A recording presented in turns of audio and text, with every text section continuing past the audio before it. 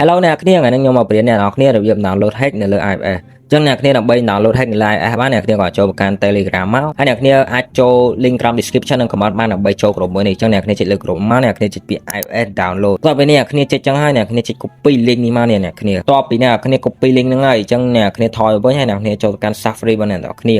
តបមកអ្នកទាំងអស់គ្នាយក link này អ្នកគ្នា copy មិនយកទៅផាសហើយអ្នកគ្នាបើក link ហ្នឹងមកអញ្ចឹងវានឹងឲ្យអ្នកគ្នា install អ្នកគ្នាចុច install វាមកចឹងរបៀប download គឺមានប៉ុណ្ណឹងគឺងាយស្រួលមែនតើអ្នកគ្នាចាំវាមួយផ្លែទៅអញ្ចឹងបន្ទាប់ពីវាពេញហើយវាតអ្នកគ្នាហេតុភ្លាមទេអញ្ចឹងគឺវាជាប់បែបនេះអញ្ចឹងអ្នកគ្នាត្រូវចូលទៅ setting វាសិនអ្នកគ្នាចូលមកកាន់ setting របស់អ្នកគ្នាមក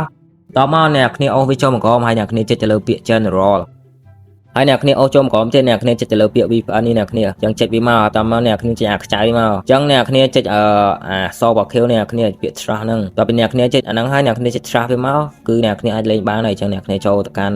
hack របស់យើងមកចុះតែអ្នកគ្នាចូលមកអ្នកគ្នាគ្រាន់តែដាក់ account អ្នកគ្នាចូលមកគឺបានហើយអញ្ចឹងខ្ញុំដាក់ account ខ្ញុំចូលអញ្ចឹងបន្ទាប់ពីខ្ញុំដាក់ចូលហើយគឺខ្ញុំចូលទៅកាន់ game ដែលខ្ញុំចង់ hack ឥឡូវខ្ញុំឧទាហរណ៍ game Block Fruit នេះមួយ